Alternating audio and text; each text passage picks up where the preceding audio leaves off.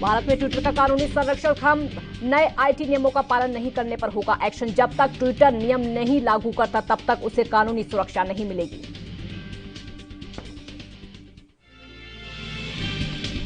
आज पेट्रोल 29 पैसे और डीजल 17 पैसे हुआ महंगा। 9 राज्यों में पेट्रोल की कीमतों ने मारा शतक। आज एक बार फिर पेट्रोल और डीजल के दामों में बढ़ोतरी।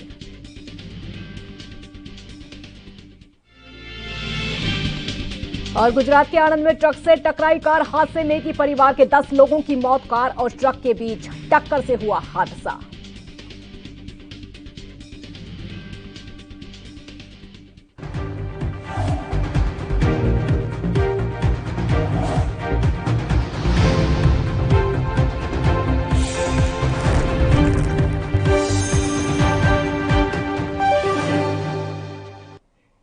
नमस्कार, आप देख रहे हैं एनबी न्यूज। मैं हूं आपके साथ काजल ठाकुर। पंजाब से इस वक्त की बड़ी खबर आपको बता देते हैं। पंजाब से इस वक्त की ब्रेकिंग न्यूज आपको बता देते हैं, जो कि सीधे आपकी टीवी स्क्रीन पर। पंजाब कांग्रेस के सीनियर नेता 20 जून को दिल्ली तलब किए जाएंगे। सूत्रों के हवाले से खबर सामने आ रही है। सीएम अमरिंदर और सिद्धू को शामिल होने की खबर सामने आ रही है कि ये पहुंचेंगे।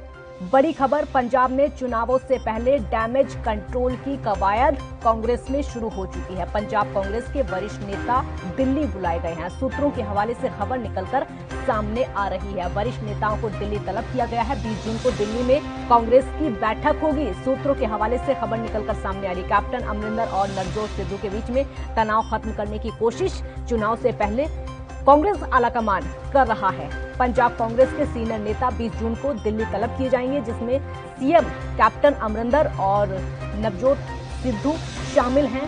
सूत्रों के हवाले से ये जानकारी निकलकर सामने आ रही कि इलेक्शन से पहले, पंजाब इलेक्शन से पहले डैमेज कंट्रोल की पूरी कोशिश, पूरी कवायद कांग्रेस आलाकमान की तरफ से की जा रही है। पंजाब कांग्रेस के वरिष्ठ नेताओं को दिल्ली बुलाया गया ताकि जो विवाद चल रहा है, जो तनाव की स्थिति इस समय चल रही है, जो वाद विवाद पिछले काफी समय से चल रहा है सीएम और सिद्धू के बीच में, ताकि उसको खत्म किया जा सके, जिसके चलते ये बैठक बुलाई गई है। बड़ी बैठक हो सकती है क्योंकि दिग्गज कांग्रेस के इसमें पहुंचेंगे, तो चुनाव से पहले डैमेज कंट्रोल करने की पूरी कोशिश।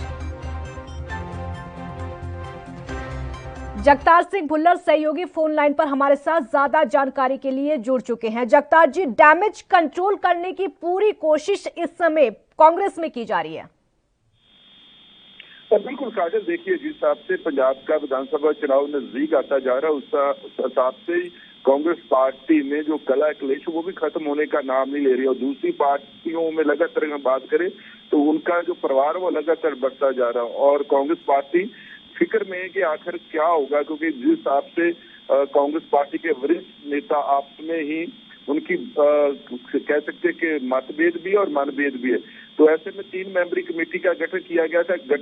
जो 3 मेंबरी कमेटी मल्लिकार्जुन खड़गे उन्होंने रिपोर्ट भी दे दी थी, लेकिन अब चर्चा संभावना बनी हुई है कि जो क्लेश है कांग्रेस पार्टी का, अब उसको खत्म करवाने के लिए खुद सोनिया गांधी को मैदान में कूदना पड़ा। और ये भी संभावना बनी हुई है, चर्चा चल रही है कांग्रेस के गलियारों में, हलकों में, कि 20 तारीख को, मतलब आज से 3 दिन बाद सोनिया गांधी का दरबार लगेगा। उस दरबार में कांग्रेस पार्टी के पंजाब के तमाम जितने बड़े लीडर है, चाहे उसमें कैप्टन अमरिंदर सिंह हो, चाहे नवजोत सिंह सिद्धू हो, चाहे प्रगट सिंह हो, चाहे सुनील जाखड़ हो, चाहे प्रताप सिंह बाजवा, चाहे शमशेर सिंह गोलो, तमाम कांग्रेस पार्टी की जो बड़ी लीडरशिप है वो सोनिया गांधी के दरबार में अपनी हाजिरी भरेंगे, ये चर्चा बनी हुई है। जी काजल। जगतार जी, एक और बड़ा अहम सवाल हो जाता है, क्या कांग्रेस का जो आलाकमान है इस समय जो डैमेज कंट्रोल की कोशिश कर रहा है, क्या वो इसलिए क्योंकि बड़े बड़े दिग्गज पार्टी इस समय छोड़ रहे, चाहे हम उधर जितिन को देख लें या फिर इधर सचिन पायलट को देख लें। सचिन पायलट का विवाद भी पिछले लगभग 1 साल से गहलोत से उनकी बन नहीं पा रही है। क्या इन सारी परिस्थितियों को देखते हुए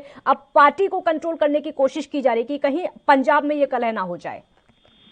बिल्कुल, निश्चित तौर पे देखिए, इसी कला के चलते मध्य प्रदेश सरकार जो कांग्रेस पार्टी की कमलनाथ के मुख्यमंत्री के नेतृत्व में बड़ी थी, उसके बाद वहां ज्योतिराव सिंधिया का आपसी जो मतभेद इतने बढ़ गए कि वो बीजेपी में चले गए। और अगर हम राजस्थान की बात करें तो सचिन पायलट और अशोक गहलोत का मसला चला, हरियाणा में भूपिंदर सिंह हुड्डा और अशोक तंवर था।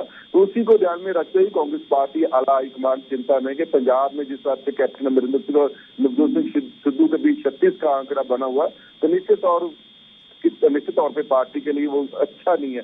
तो ऐसे में कांग्रेस पार्टी में सबसे बड़ी प्रॉब्लम है कि वो यूथ को साथ में लेकर अभी तक चलने में कामयाब नहीं हुई। चाहे वो सचिन पायलट हो, चाहे वो ज्योतिराव सिंधिया हो, चाहे जतन प्रसाद हो, चाहे फिर अब नवजोत सिंह सिद्धू।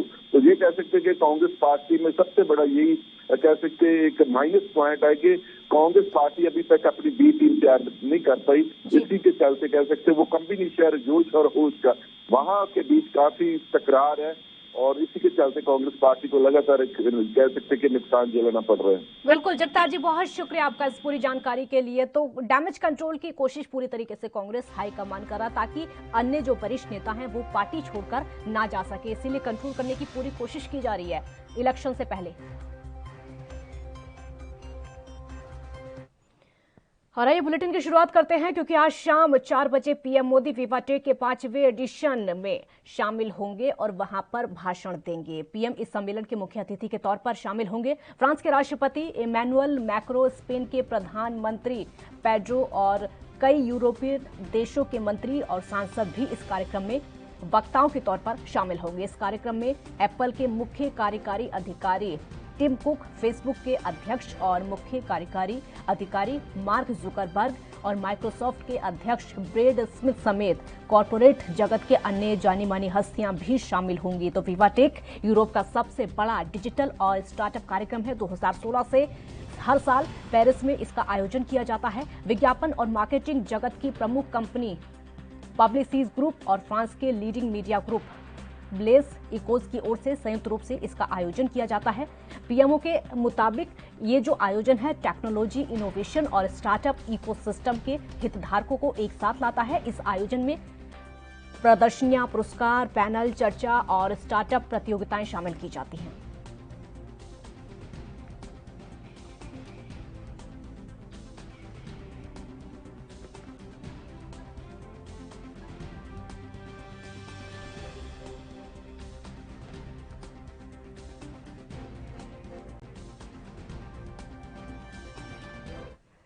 भारत में अब ट्विटर पर किसी यूजर ने किसी गैर कानूनी बातें की हैं, भड़काऊ पोस्ट डाले या फिर कुछ और ऊटपटांग हरकतें की तो सीधे ट्विटर को जिम्मेदार ठहराया जाएगा। सरकार ने ट्विटर से भारतीय आईटी एक्ट की धारा 79 के तहत मिला सुरक्षा का अधिकार छीन लिया है और इस पर सुनिए साइबर एक्सपर्ट पवन दुग्गल का क्या कुछ कहना है।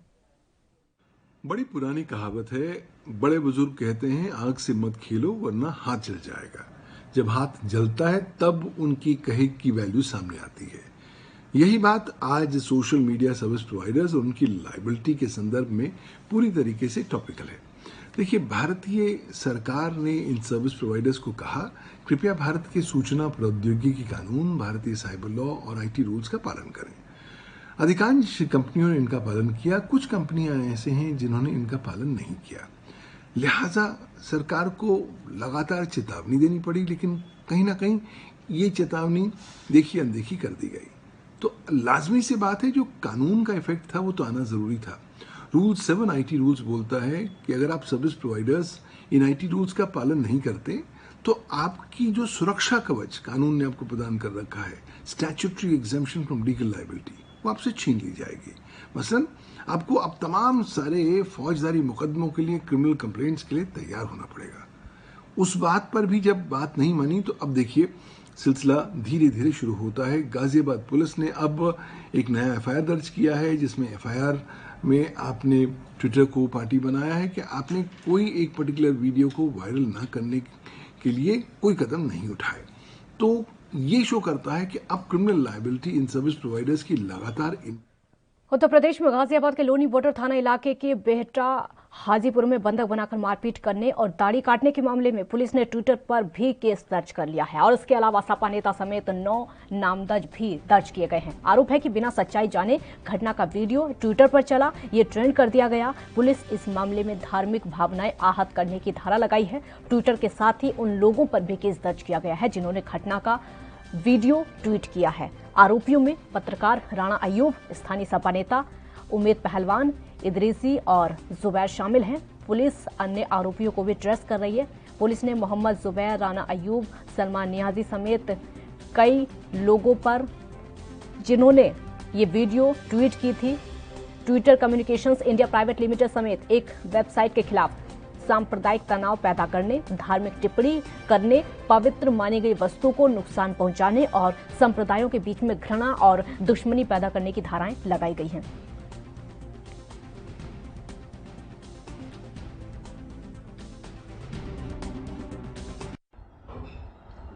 सोशल मीडिया के माध्यम से एक वीडियो संज्ञान में आया था जिसमें कि एक बुजुर्ग जिनका कि नाम अब्दुल समद है और जो बुलंदशहर अनूप शहर के निवासी हैं, उनके साथ कुछ लड़के उसमें मारपीट करते हुए दिख रहे हैं। इसमें जब और गहनता से जांच की गई तो ये पता चला कि ये बुजुर्ग 5 तारीख को लोनी बॉर्डर क्षेत्र में आए थे।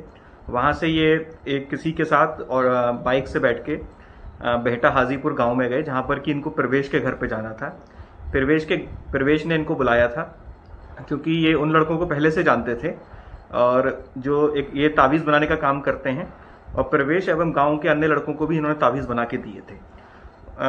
उन लोग का कहना है कि इसी कारण से कुछ इनसे नाराज़गी थी और इन्होंने फिर उनको वहाँ पर अपने घर पर बुला के इनके साथ वहाँ पर मारपीट एवं अभद्रता की, जिसमें कि कई लड़के शामिल थे। इसमें हमने लगभग सभी लड़के ट्रेस कर लिए हैं, सभी लोग चिन्हित कर लिए गए हैं और 3 लड़के प्रवेश जो कि ऑलरेडी जेल में हैं, इसके अलावा 2 अन्य लड़के कल्लू गुजर और आदिल, इनको भी गिरफ्तार किया जा चुका है। अन्य लड़के भी चिन्हित कर लिए गए, बहुत ही जल्दी उनको भी गिरफ्तार कर लिया जाएगा और पूरे मामले में जो भी और कठोर से। इस वक्त की बड़ी खबर आपको बता देते हैं। इस वक्त की ब्रेकिंग न्यूज, मायावती का समाजवादी पार्टी पर निशाना सामने आया है। बीएसपी सुप्रीमो मायावती ने समाजवादी पार्टी पर निशाना साधा है। बीएसपी के विधायक टूटकर सपा में जाने की बात सिर्फ और सिर्फ छलावा है। ये मायावती की तरफ से बात कही गई है कि ऐसा कुछ नहीं होने वाला है। उन्होंने बीएसपी से पहले ही निलंबित किया जा चुका है। जो विधायक हैं जो बागी अखिलेश यादव से मिले थे कल, समाजवादी पार्टी ने इन विधायकों को अधर में रखा हुआ है। ये मायावती का कहना है कि इन विधायकों को कुछ नहीं मिलने वाला है। इन विधायकों के शामिल होने से सपा में सिर्फ और सिर्फ फूट पड़ेगी। उन्हें बीएसपी से पहले ही निलंबित किया जा चुका है। बड़ी जानकारी हम आप तक पहुंचा रहे हैं क्योंकि अखिलेश यादव ने कल उन बागी विधायकों से मुलाकात की थी बसपा के, जिनको बसपा से निकाला जा चुका है। अब मायावती का कहना है कि भले ही अखिलेश यादव उनसे मुलाकात कर ले या फिर पार्टी में शामिल कर ले, लेकिन इससे कुछ नहीं होने वाला है। सिर्फ समाजवादी पार्टी में फूट पड़ेगी और इससे कुछ भी हासिल नहीं होगा क्योंकि उन बागियों को पहले ही बसपा से बाहर निकाला जा चुका है। भारत के वीर सपूतों ने जब गलवान में पराक्रम दिखाया तो बौखलाए चीन ने एलएसी पर साजिशों का जाल बिछा दिया था। अपनी ताकतें बढ़ानी शुरू कर दी थी, लेकिन हिंद की सेना ने भी चीन को ईंट का जवाब पत्थर से देने की तैयारी शुरू कर दी थी। गलवान की बरसी पर भारतीय सेना ने पहली बार डेडिकेटेड फ्रंट कॉरिडोर पर मिलिट्री हथियारों से लदी ट्रेन दौड़ाई और सेना का ये ट्रायल सफल रहा। ट्रेन पर कई तोप, टैंक और सेना की गाड़ियां रखी गई थीं। मिलिट्री ट्रेन को हरियाणा के न्यू रेवाड़ी से राजस्थान के न्यू फुलेरा तक चलाया गया था। इस एक्सरसाइज को कम समय में दुर्गम इलाकों में सेना और हथियारों की तैनाती के रूप में देखा जा रहा है। भारतीय सेना ने पिछले 1 साल में ऐसी ही कई और बड़ी तैयारियां की हैं। गलवान की साजिश के 1 साल पूरे होने से पहले ही भारत ने लाइन ऑफ एक्चुअल कंट्रोल पर किलेबंदी कर दी है। एलएसी पर अत्याधुनिक हथियार और रसद लंबे समय के लिए रिजर्व कर लिए हैं। साथ ही हाल ही में खरीदे गए कई आधुनिक हथियार और गोला बारूद को लद्दाख में तैनात कर दिया गया है। अब चाहे माइनस तापमान हो या फिर बर्फीली हवाएं हो, सेंट्रल कमांड में हर पल भगवान के वीर एक्शन में देखेंगे। फॉरवर्ड पोस्ट पर पीएलए की सेना को ललकारेंगे।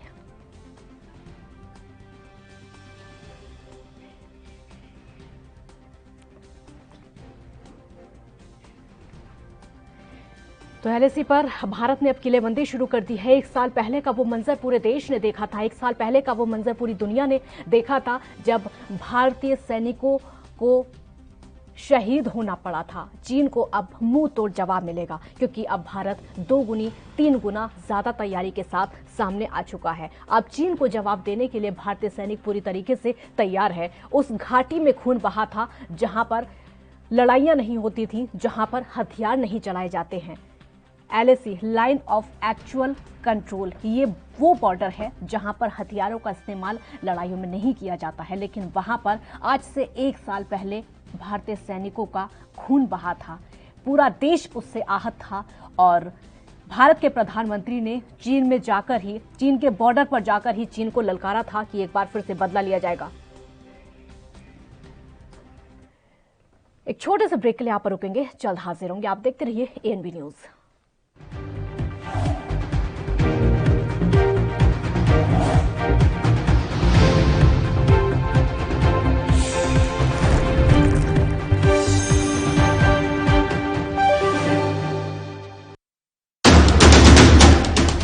राष्ट्र धर्म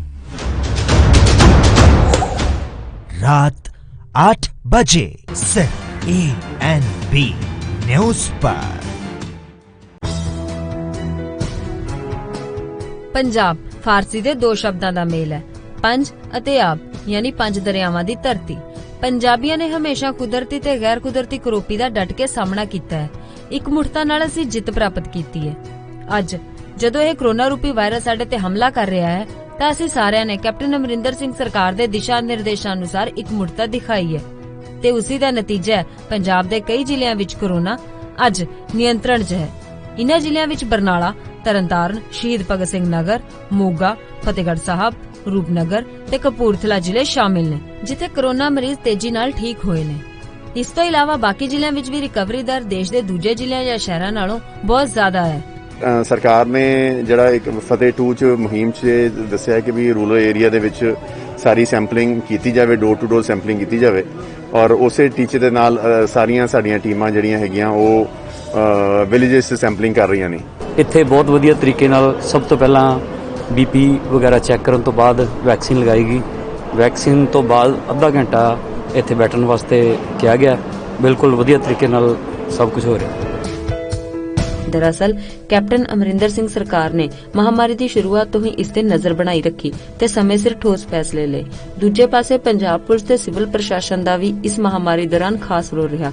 ਪੰਜਾਬ ਪੁਲਿਸ ਨੇ ਕੈਪਟਨ ਅਮਰਿੰਦਰ ਸਿੰਘ ਸਰਕਾਰ ਦੇ ਦਿਸ਼ਾ ਨਿਰਦੇਸ਼ ਅਨੁਸਾਰ ਲੋਕਾਂ ਨੂੰ ਲਾਕਡਾਊਨ ਤੇ ਕਰਫਿਊ ਦਾ ਪਾਲਣ ਕਰਵਾਇਆ ਤੇ ਉਨ੍ਹਾਂ ਨੂੰ ਕਰੋਨਾ ਮਹਾਮਾਰੀ ਤੋਂ ਜਾਣੂ ਕਰਵਾਇਆ। ਇਸ ਸਫਲਤਾ ਦਾ ਸਿਹਰਾ ਸਰਕਾਰ ਦੇ ਸਿਹਤ ਵਿਭਾਗ ਨੂੰ ਵੀ ਜਾਂਦਾ ਹੈ, ਜਿਨ੍ਹਾਂ ਨੇ ਹਸਪਤਾਲਾਂ ਦੇ ਨਾਲ ਹੋਮ ਕੁਆਰੰਟਾਈਨ ਮਰੀਜ਼ਾਂ ਦਾ ਵੀ ਪੂਰਾ ਧਿਆਨ ਰੱਖਿਆ ਤੇ ਇਸ ਦਾ ਨਤੀਜਾ ਇਹ ਨਿਕਲਿਆ ਕਿ ਜਿੱਥੇ ਦੇਸ਼ ਵਿੱਚ ਇੱਕ ਸਮੇਂ ਮਰੀਜ਼ਾਂ ਲਈ ਬੈੱਡ ਤੇ ਹੋਰ ਸਿਹਤ ਸੇਵਾਵਾਂ ਦੀ ਘਾਟ ਹੋ ਗਈ ਸੀ, ਉੱਥੇ ਹੀ ਪੰਜਾਬ ਇਸ ਸਮੱਸਿਆ ਤੋਂ ਬਚਿਆ ਰਿਹਾ ਤੇ ਅੱਜ ਉਸੇ ਦਾ ਨਤੀਜਾ ਹੈ ਕਿ ਪੰਜਾਬ ਦੇ ਲੋਕਾਂ ਨੂੰ ਬਿਹਤਰ ਸਿਹਤ ਸੇਵਾਵਾਂ ਮਿਲ ਸਕੀਆਂ।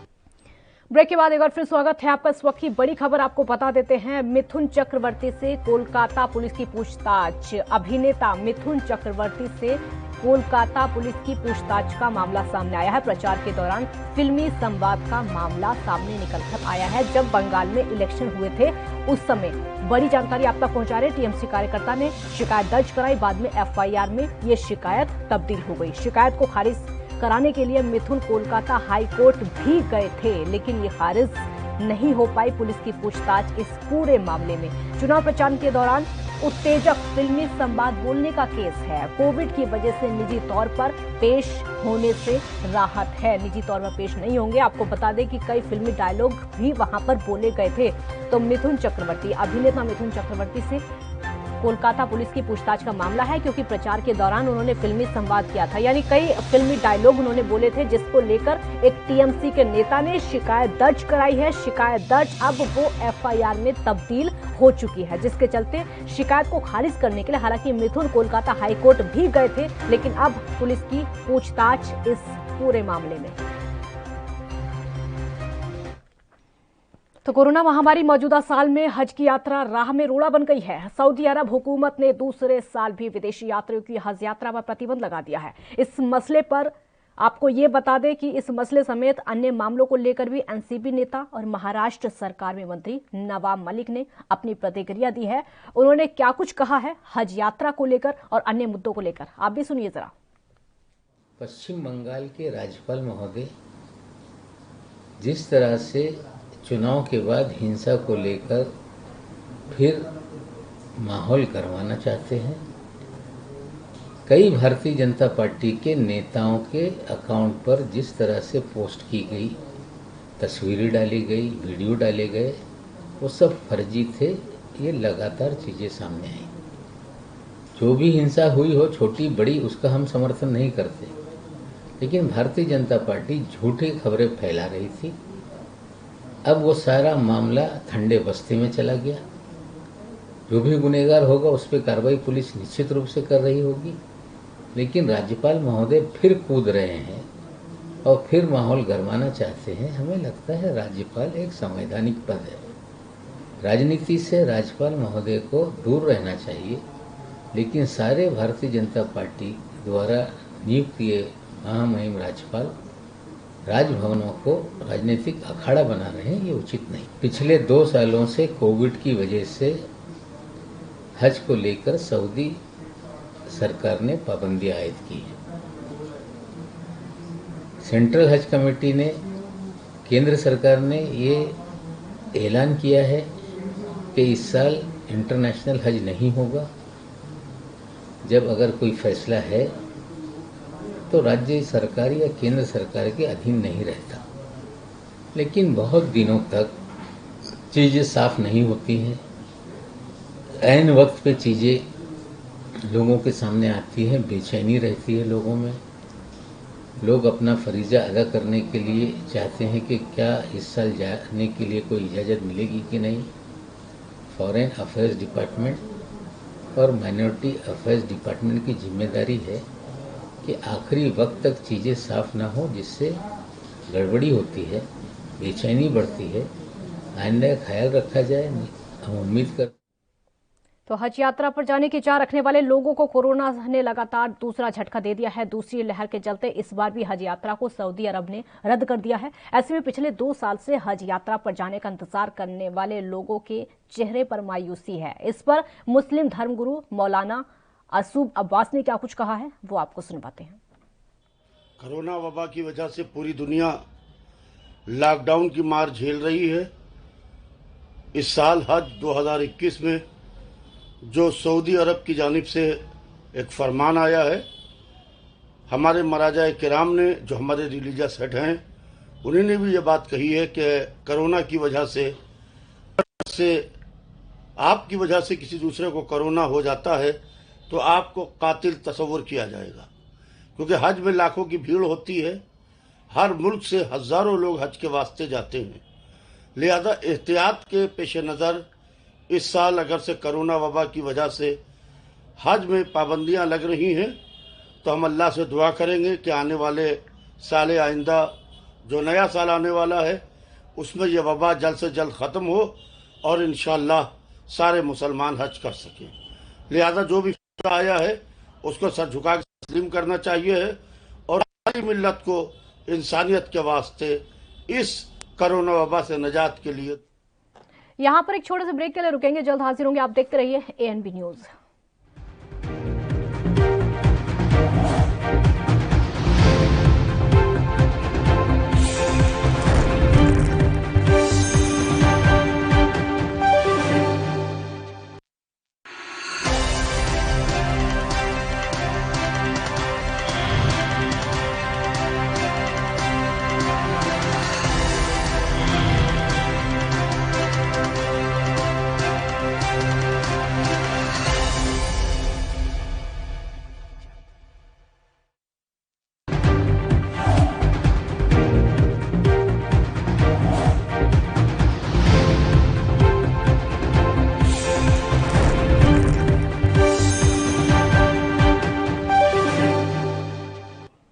ब्रेक के बाद एक बार फिर स्वागत है आपका। बिहार की राजनीति में इस समय एलजेपी ने तपिश बढ़ाई हुई है।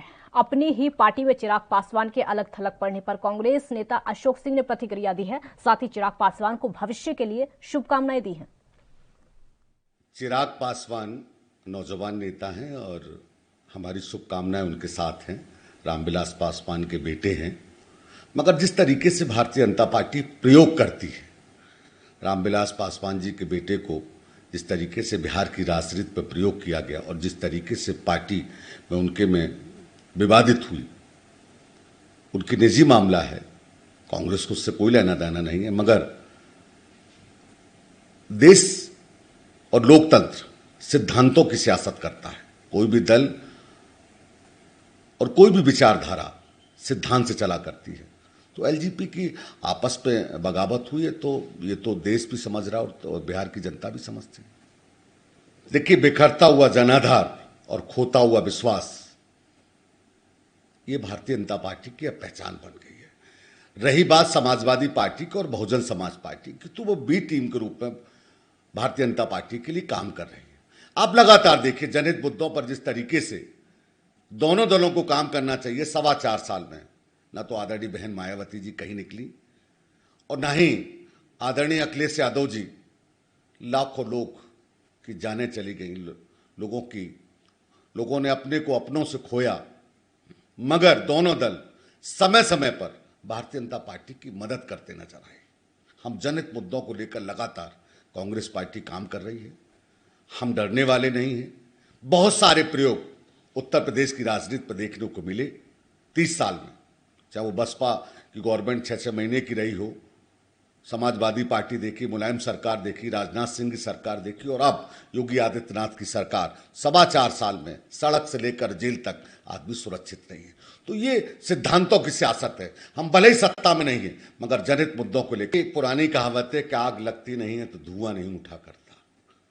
तो कहीं ना कहीं सुप्रीम कोर्ट के आदेश पर जिस तरीके से भगवान राम का मंदिर का निर्माण हो रहा है और जिस तरीके से ट्रस्ट पर गंभीर आरोप लगे, हम चाहते हैं सीबीआई जांच होनी चाहिए। न्यायालय के आदेश पर क्यों नहीं जांच हो रही है? न्यायालय के आदेश पर तो काम हो रहा है। अगर भ्रष्टाचार के गंभीर आरोप लगे हैं और किसी पर भी लगे तो सरकार को जांच करानी चाहिए, ताकि दूध का दूध और पानी का पानी। करोड़ों लोगों की आस्था का सवाल है।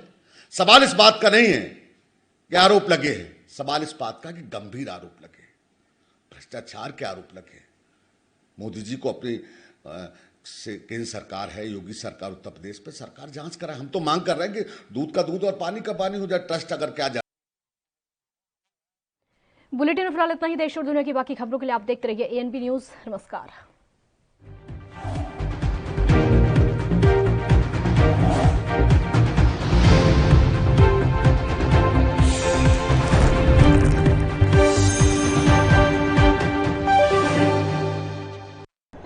यात्रीगण कृपया ध्यान दें, ANB express news on wheels Tata sky, Airtel, Facebook page, Instagram, Jio TV, Google play, YouTube और ऐप स्टोर पर रात 9 बजे एएनबी न्यूज पर आ रही है। धन्यवाद।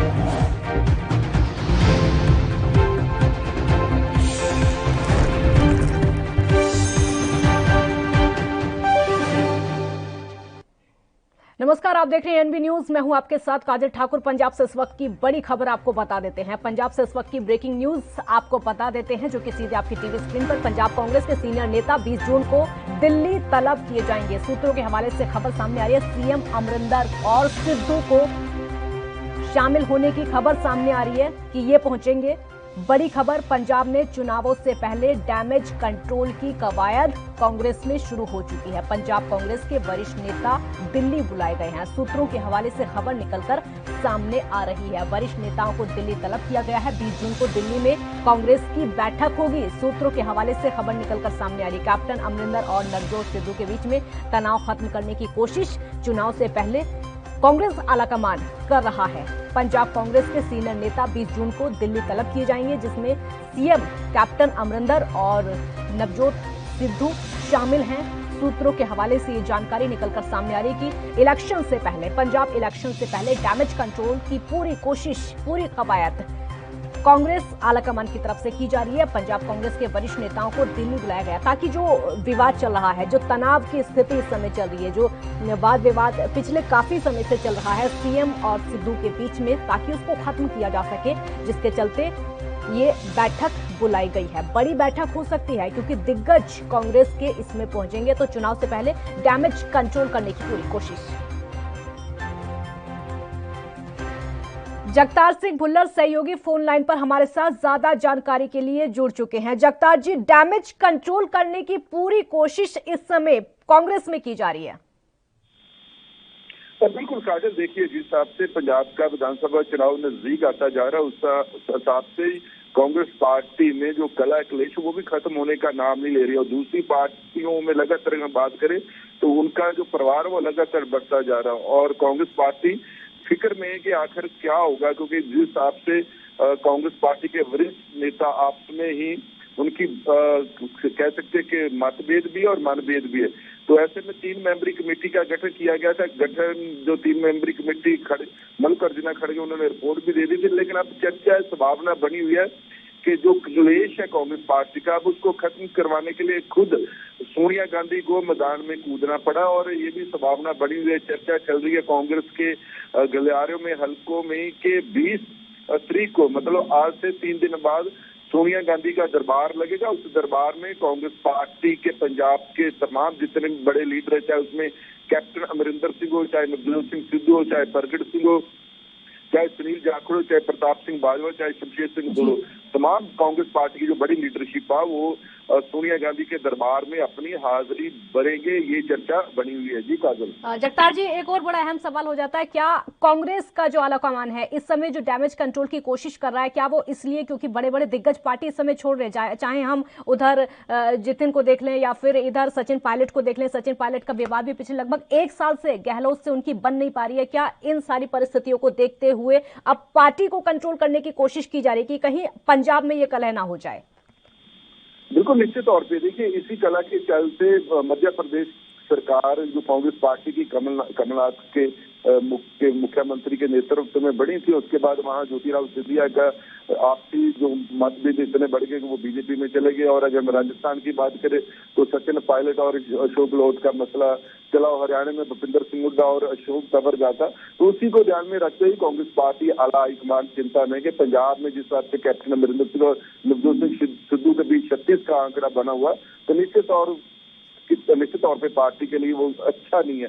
तो ऐसे में कांग्रेस पार्टी में सबसे बड़ी प्रॉब्लम है कि वो यूथ को साथ में लेकर अभी तक चलने में कामयाब नहीं हुई, चाहे वो सचिन पायलट हो, चाहे वो ज्योतिराव सिंधिया हो, चाहे जतन प्रसाद हो, चाहे फिर अब नवजोत सिंह सिद्धू। तो ये कह सकते हैं कि कांग्रेस पार्टी में सबसे बड़ा यही कह सकते हैं एक माइनस पॉइंट है कि कांग्रेस पार्टी अभी तक अपनी बी टीम तैयार नहीं कर पाई। इसी के चलते कह सकते हैं वो कॉम्बिनेशन जोश और होश का वहां के बीच काफी तकरार है और इसी के चलते कांग्रेस पार्टी को लगातार कह सकते कि नुकसान झेलना पड़ रहा है। बिल्कुल जगतार जी, बहुत शुक्रिया आपका इस पूरी जानकारी के लिए। तो डैमेज कंट्रोल की कोशिश पूरी तरीके से कांग्रेस हाईकमान कर रहा ताकि अन्य जो वरिष्ठ नेता हैं वो पार्टी छोड़कर ना जा सके, इसीलिए कंट्रोल करने की पूरी कोशिश की जा रही है इलेक्शन से पहले।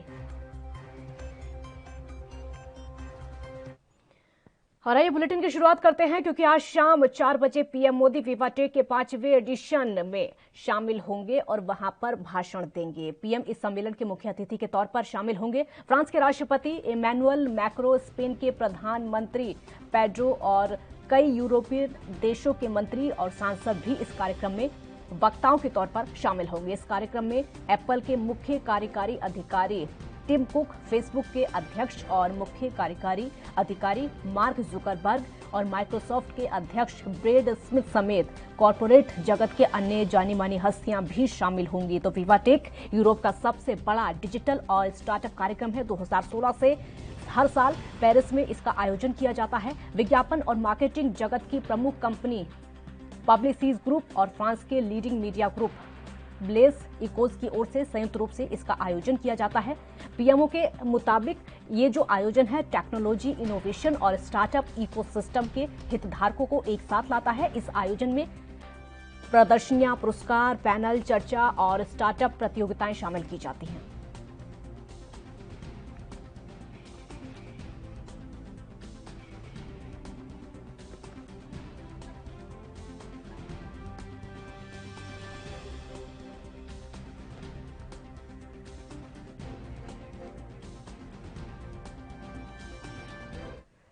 भारत में अब ट्विटर पर किसी यूजर ने किसी गैर कानूनी बातें की हैं, भड़काऊ पोस्ट डाले या फिर कुछ और ऊट-पटांग हरकतें की तो सीधे ट्विटर को जिम्मेदार ठहराया जाएगा। सरकार ने ट्विटर से भारतीय आईटी एक्ट की धारा 79 के तहत मिला सुरक्षा का अधिकार छीन लिया है और इस पर सुनिए साइबर एक्सपर्ट पवन दुग्गल का क्या कुछ कहना है।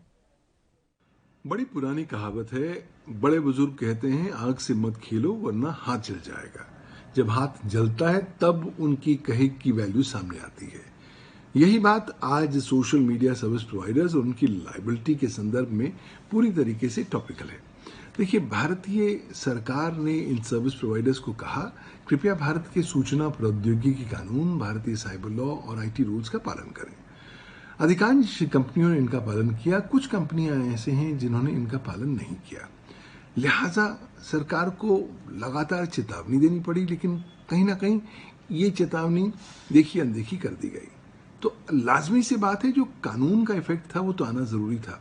रूल 7 आईटी रूल्स बोलता है कि अगर आप service providers in IT rules का पालन नहीं करते तो आपकी जो सुरक्षा कवच कानून ने आपको प्रदान कर रखा है, statutory exemption from legal liability, वो आपसे छीन ली जाएगी।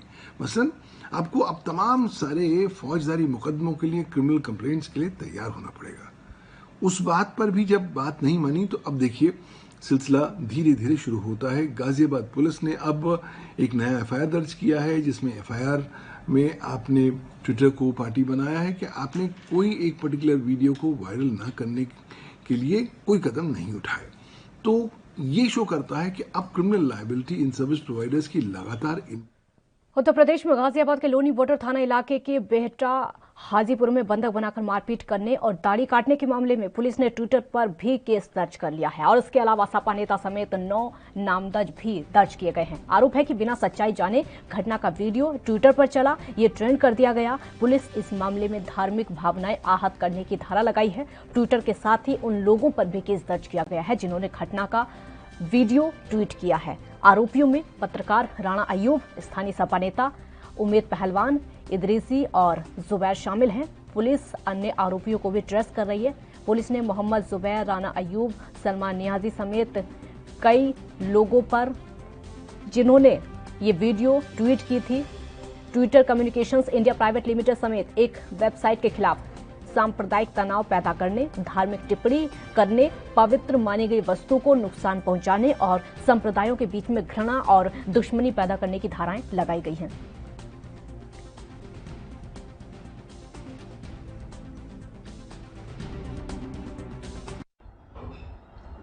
सोशल मीडिया के माध्यम से एक वीडियो संज्ञान में आया था जिसमें कि एक बुजुर्ग जिनका कि नाम अब्दुल समद है और जो बुलंदशहर अनूप शहर के निवासी हैं, उनके साथ कुछ लड़के उसमें मारपीट करते हुए दिख रहे हैं। इसमें जब और गहनता से जांच की गई तो ये पता चला कि ये बुजुर्ग 5 तारीख को लोनी बॉर्डर क्षेत्र में आए थे।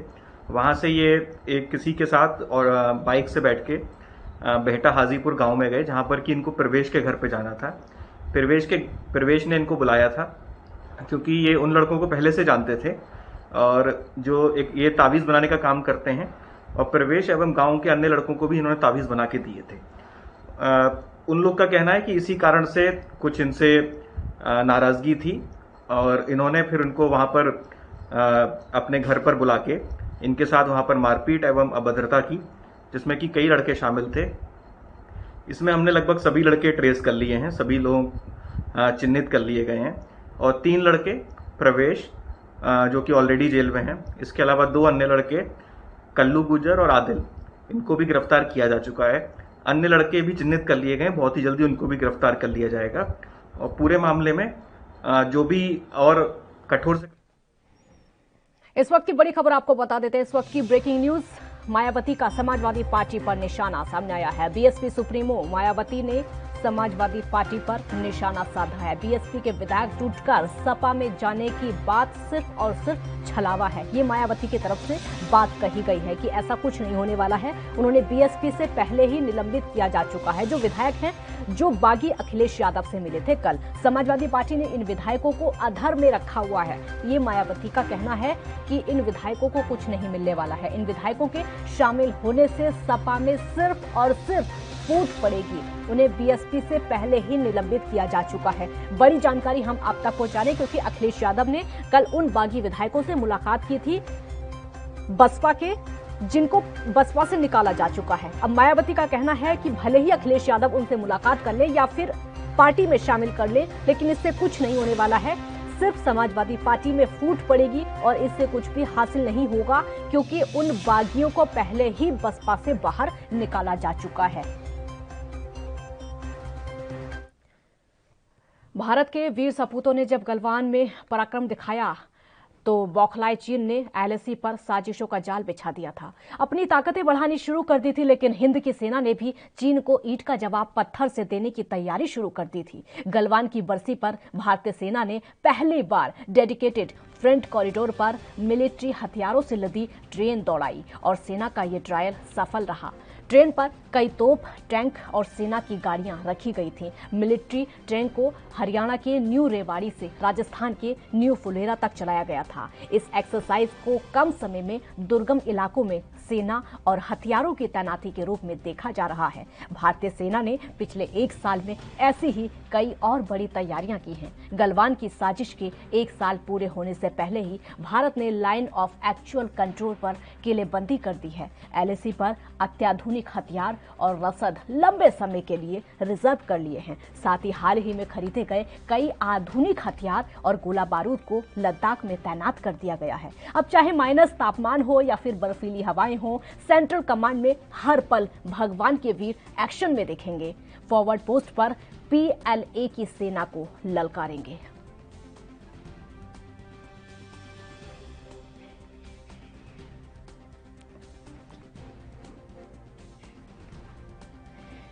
तो एलएसी पर भारत ने अब किलेबंदी शुरू कर दी है। 1 साल पहले का वो मंजर पूरे देश ने देखा था। 1 साल पहले का वो मंजर पूरी दुनिया ने देखा था जब भारतीय सैनिकों को शहीद होना पड़ा था। चीन को अब मुंह तोड़ जवाब मिलेगा क्योंकि अब भारत 2 गुनी 3 गुना ज्यादा तैयारी के साथ सामने आ चुका है। अब चीन को जवाब देने के लिए भारतीय सैनिक पूरी तरीके से तैयार है। उस घाटी में खून बहा था जहां पर लड़ाइयां नहीं होती थी, जहां पर हथियार नहीं चलाए जाते हैं।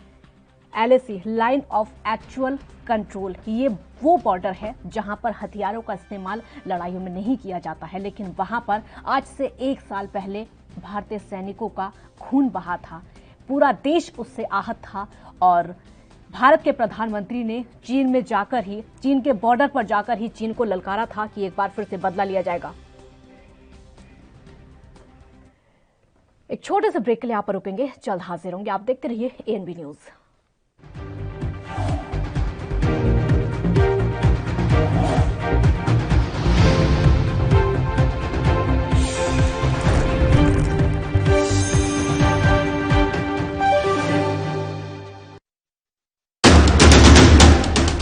राष्ट्र धर्म रात 8 बजे सिर्फ एएनबी न्यूज पर।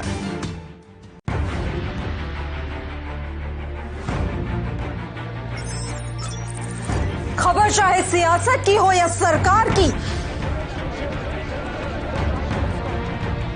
खबर चाहे भ्रष्टाचार की हो या गुनहगार की, दिन भर में क्या रहा देश जगत का हाल, किस मुद्दे ने बनाई किसकी सरकार, रखते हैं हम सब पर नजर, पहुंचाते हैं हम हर खबर। हम हैं एएनबी न्यूज।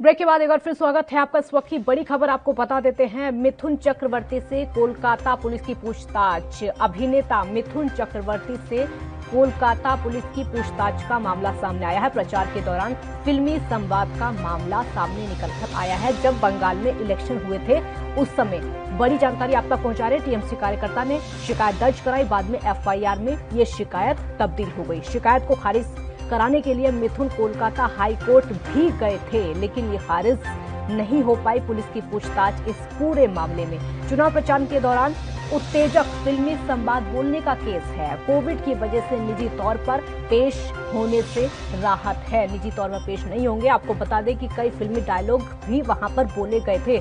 तो मिथुन चक्रवर्ती, अभिनेता मिथुन चक्रवर्ती से कोलकाता पुलिस की पूछताछ का मामला है, क्योंकि प्रचार के दौरान उन्होंने फिल्मी संवाद किया था, यानी कई फिल्मी डायलॉग उन्होंने बोले थे, जिसको लेकर एक टीएमसी के नेता ने शिकायत दर्ज कराई है। शिकायत दर्ज अब वो एफआईआर में तब्दील हो चुकी है, जिसके चलते शिकायत को खारिज करने के लिए हालांकि मिथुन कोलकाता हाईकोर्ट भी गए थे, लेकिन अब पुलिस की पूछताछ इस पूरे मामले में।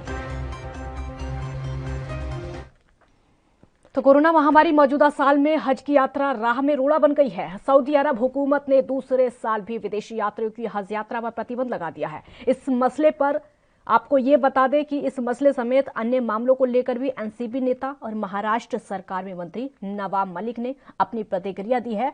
उन्होंने क्या कुछ कहा है हज यात्रा को लेकर और अन्य मुद्दों को लेकर, आप भी सुनिए जरा।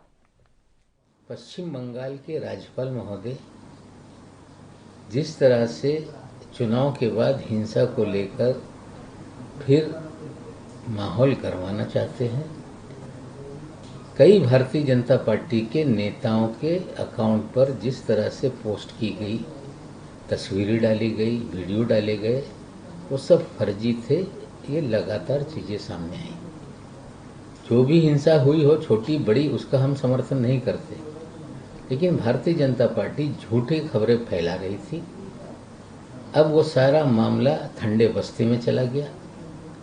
जो भी गुनहगार होगा उस पर कार्रवाई पुलिस निश्चित रूप से कर रही होगी, लेकिन राज्यपाल महोदय फिर कूद रहे हैं और फिर माहौल गरमाना चाहते हैं। हमें लगता है राज्यपाल एक संवैधानिक पद है।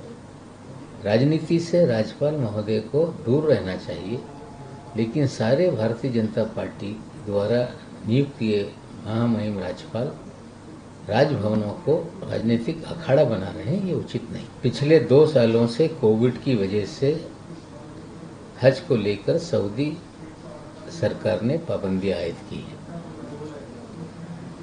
सेंट्रल हज कमेटी ने, केंद्र सरकार ने ये ऐलान किया है कि इस साल इंटरनेशनल हज नहीं होगा। जब अगर कोई फैसला है तो राज्य सरकार या केंद्र सरकार के अधीन नहीं रहता, लेकिन बहुत दिनों तक चीज़ें साफ नहीं होती हैं। ऐन वक्त पे चीज़ें लोगों के सामने आती हैं, बेचैनी रहती है लोगों में। लोग अपना फरीज़ा अदा करने के लिए चाहते हैं कि क्या इस साल जाने के लिए कोई इजाज़त मिलेगी कि नहीं। फॉरेन अफेयर्स डिपार्टमेंट और माइनॉरिटी अफेयर्स डिपार्टमेंट की जिम्मेदारी है कि आखिरी वक्त तक चीज़ें साफ ना हो, जिससे गड़बड़ी होती है, बेचैनी बढ़ती है। आइंदा ख्याल रखा जाए, हम उम्मीद करते। तो हज यात्रा पर जाने की चाह रखने वाले लोगों को कोरोना ने लगातार दूसरा झटका दे दिया है। दूसरी लहर के चलते इस बार भी हज यात्रा को सऊदी अरब ने रद्द कर दिया है। ऐसे में पिछले 2 साल से हज यात्रा पर जाने का इंतजार करने वाले लोगों के चेहरे पर मायूसी है। इस पर मुस्लिम धर्मगुरु मौलाना असूब अब्बास ने क्या कुछ कहा है, वो आपको सुनवाते हैं। कोरोना वबा की वजह से पूरी दुनिया लॉकडाउन की मार झेल रही है। इस साल हज 2021 में जो सऊदी अरब की जानिब से एक फरमान आया है, हमारे महाराजा किराम ने, जो हमारे रिलीजियस हेड हैं, उन्होंने भी ये बात कही है कि कोरोना की वजह से आपकी वजह से किसी दूसरे को कोरोना हो जाता है तो आपको कातिल तस्वुर किया जाएगा, क्योंकि हज में लाखों की भीड़ होती है। हर मुल्क से हजारों लोग हज के वास्ते जाते हैं। लिहाजा एहतियात के पेश नज़र इस साल अगर से कोरोना वबा की वजह से हज में पाबंदियां लग रही हैं, तो हम अल्लाह से दुआ करेंगे कि आने वाले साल आइंदा जो नया साल आने वाला है उसमें यह वबा जल्द से जल्द ख़त्म हो और इंशाअल्लाह सारे मुसलमान हज कर सकें। लिहाजा जो भी आया है उसको सर झुका के तस्लीम करना चाहिए है और सारी मिल्लत को इंसानियत के वास्ते इस कोरोना वबा से निजात के लिए। यहाँ पर एक छोटे से ब्रेक के लिए रुकेंगे, जल्द हाजिर होंगे। आप देखते रहिए ANB न्यूज।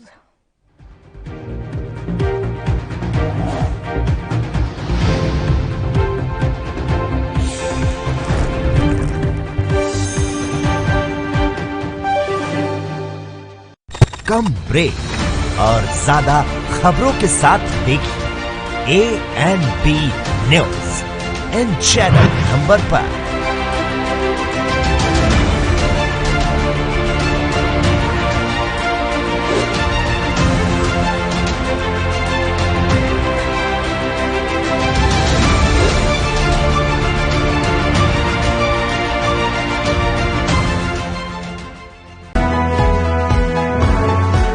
ਪੰਜਾਬ ਵਸਦਾ ਗੁਰਾਂ ਦੇ ਨਾਂ ਤੇ ਸਵੇਰ ਸ਼ਾਮ ਸਰਬੱਤ ਦੇ ਭਲੇ ਦੀ ਗੱਲ। ਏਕ ਪਿਤਾ ਏਕਸ ਕੇ ਹਮ ਬਾਰਿਕ ਦੀ ਸਿੱਖਿਆ, ਕਿਰਤ ਕਰਨਾ, ਨਾਮ ਜਪਣਾ ਤੇ ਵੰਡ ਛਕਣ ਦੀ ਸਿੱਖਿਆ, ਗੁਰੂ ਸਾਹਿਬਾਨ ਦੇ ਫਲਸਫੇ ਦੀ ਗੱਲ। ਆਓ ਗੱਲ ਪੰਜਾਬ ਸਰਕਾਰ ਦੀ ਕਰੀਏ, ਜਿਸ ਨੇ ਕੋਰੋਨਾ ਜਿਹੀ ਭਿਆਨਕ ਮਹਾਮਾਰੀ ਦੌਰਾਨ ਕਿਸੇ ਨੂੰ ਵੀ ਭੁੱਖਾ ਨਹੀਂ ਰਹਿਣ ਦਿੱਤਾ। ਹਾਲਾਂਕਿ ਕੋਰੋਨਾ ਨਾਲ ਪੰਜਾਬ ਦਾ ਪ੍ਰਭਾਵਿਤ ਹੋਣਾ ਵੀ ਲਾਜ਼ਮੀ ਸੀ, ਕਿਉਂਕਿ ਵਿਸ਼ਵ ਪੱਧਰੀ ਮਹਾਮਾਰੀ ਸੀ। ਇਸ ਮਹਾਮਾਰੀ ਨੇ ਜਿੱਥੇ ਲੋਕਾਂ ਨੂੰ ਘਰਾਂ 'ਚ ਹੀ ਕੈਦ ਹੋਣ ਲਈ ਮਜਬੂਰ ਕੀਤਾ, ਉੱਥੇ ਹੀ ਕੰਮਕਾਰ ਤੇ ਵੀ ਬਹੁਤ ਜ਼ਿਆਦਾ ਪ੍ਰਭਾਵ ਪਿਆ। ਪਰ ਪੰਜਾਬ ਸਰਕਾਰ ਨੇ ਇਸ ਔਖੀ ਘੜੀ ਦੌਰਾਨ ਲੋਕਾਂ ਤੇ ਬੋਝ ਨਹੀਂ ਪੈਣ ਦਿੱਤਾ ਤੇ ਉਨ੍ਹਾਂ ਲਈ ਰਾਸ਼ਨ ਤੇ ਹੋਰ ਜ਼ਰੂਰੀ ਸੇਵਾਵਾਂ ਦਾ ਇੰਤਜ਼ਾਮ ਕੀਤਾ। ਅਜਿਹੇ ਹਾਲਾਤਾਂ 'ਚ ਸਰਕਾਰ ਦੀਆਂ ਸੇਵਾਵਾਂ ਬਹੁਤ ਮਹੱਤਵ ਰੱਖਦੀਆਂ ਨੇ। ਇਨ੍ਹਾਂ ਸੇਵਾਵਾਂ ਵਿੱਚ ਡਾਇਲ 112 ਤੇ 181 ਮੁੱਖ ਤੌਰ ਤੇ ਸ਼ਾਮਿਲ ਨੇ। ਇਨ੍ਹਾਂ ਨੰਬਰਾਂ ਤੇ ਕੋਈ ਵੀ ਹੋਮ ਕੁਆਰੰਟਾਈਨ ਮਰੀਜ਼ ਆਪਣੇ ਤੇ ਆਪਣੇ ਪਰਿਵਾਰ ਲਈ ਘਰ ਬੈਠੇ ਹੀ ਖਾਣਾ ਮੰਗਵਾ ਸਕਦਾ ਹੈ ਤੇ ਇਸ ਸੇਵਾ ਤੇ ਪੰਜਾਬ ਪੁਲਿਸ ਖੁਦ ਖਾਣਾ ਲੈ ਕੇ ਮਰੀਜ਼ ਦੇ ਘਰ ਪਹੁੰਚ ਜਾਂਦੀ ਹੈ। ਕੋਵਿਡ ਦੇ ਮਰੀਜ਼ਾਂ ਲਈ ਪੰਜਾਬ ਸਰਕਾਰ ਦੇ ਦਿਸ਼ਾ ਨਿਰਦੇਸ਼ ਮੁਤਾਬਕ ਜਦੋਂ ਵੀ ਕੋਈ 112 ਜਾਂ 181 ਤੇ ਕਾਲ ਸਾਡੇ ਕੰਟਰੋਲ ਰੂਮ ਤੇ ਕਾਲ ਆਉਂਦੀ ਆ, ਉੱਥੋਂ ਸਾਨੂੰ ਦੱਸਿਆ ਜਾਂਦਾ ਤੇ ਅਸੀਂ 20-25 ਮਿੰਟਾਂ ਦੇ ਵਿੱਚ ਉੱਥੇ ਖਾਣਾ ਲੈ ਕੇ ਪਹੁੰਚਦੇ ਹਾਂ। ਦਰਅਸਲ ਸਿਹਤ ਵਿਭਾਗ ਦੁਆਰਾ ਘੱਟ ਲੱਛਣਾਂ ਵਾਲੇ ਕੋਰੋਨਾ ਮਰੀਜ਼ਾਂ ਨੂੰ ਘਰ ਵਿੱਚ ਹੀ ਹੋਮ ਕੁਆਰੰਟਾਈਨ ਕੀਤਾ ਜਾਂਦਾ ਹੈ ਤਾਂ ਜੋ ਵਧੇਰੇ ਲੱਛਣ ਵਾਲੇ ਤੇ ਗੰਭੀਰ ਮਰੀਜ਼ਾਂ ਨੂੰ ਹਸਪਤਾਲ ਵਿੱਚ ਦਾਖਲ ਕੀਤਾ ਜਾ ਸਕੇ। ਪਰ ਘਰ 'ਚ ਕੁਆਰੰਟਾਈਨ ਮਰੀਜ਼ਾਂ ਨੂੰ ਤੇ ਉਹਨਾਂ ਦੇ ਪਰਿਵਾਰਕ ਮੈਂਬਰਾਂ ਨੂੰ ਕਿਸੇ ਤਰ੍ਹਾਂ ਦੀ ਕੋਈ ਪਰੇਸ਼ਾਨੀ ਨਾ ਆਵੇ, ਇਸ ਦੇ ਲਈ ਪੰਜਾਬ ਦੀ ਕੈਪਟਨ ਅਮਰਿੰਦਰ ਸਿੰਘ ਸਰਕਾਰ ਨੇ 112 ਤੇ 181 ਸੇਵਾਵਾਂ ਸ਼ੁਰੂ ਕੀਤੀਆਂ ਨੇ, ਜਿੱਥੇ ਕੋਰੋਨਾ ਮਰੀਜ਼ ਆਪਣੇ ਤੇ ਆਪਣੇ ਪਰਿਵਾਰ ਲਈ ਫ੍ਰੀ ਖਾਣਾ ਮੰਗਵਾ ਸਕਦੇ ਨੇ। ਇਸ ਤੋਂ ਇਲਾਵਾ ਸਿਹਤ ਵਿਭਾਗ ਸਮੇਂ-ਸਮੇਂ ਤੇ ਘਰ ਵਿੱਚ ਕੁਆਰੰਟਾਈਨ ਮਰੀਜ਼ਾਂ ਦੀ ਸਾਰ ਵੀ ਲੈਂਦੀ ਰਹਿੰਦੀ ਹੈ ਤਾਂ ਜੋ ਉਹਨਾਂ ਨੂੰ ਸਲਾਹ ਸਹੀ ਮਿਲ ਸਕੇ ਤੇ ਉਹਨਾਂ ਦਾ ਸਹੀ ਤਰ੍ਹਾਂ ਇਲਾਜ ਹੋ ਸਕੇ। ਪੰਜਾਬ ਪੁਲਿਸ ਤੇ ਪੰਜਾਬ ਸਰਕਾਰ ਦੇ ਇਸ ਉਪਰਾਲੇ ਦੀ ਕਾਫੀ ਸ਼ਲਾਘਾ ਹੋ ਰਹੀ ਹੈ। यात्रीगण कृपया ध्यान दें, ANB express news on wheels Tata sky, Airtel, Facebook page, Instagram, Jio TV, Google play, YouTube और ऐप स्टोर पर रात 9 बजे ANB न्यूज पर आ रही है। धन्यवाद।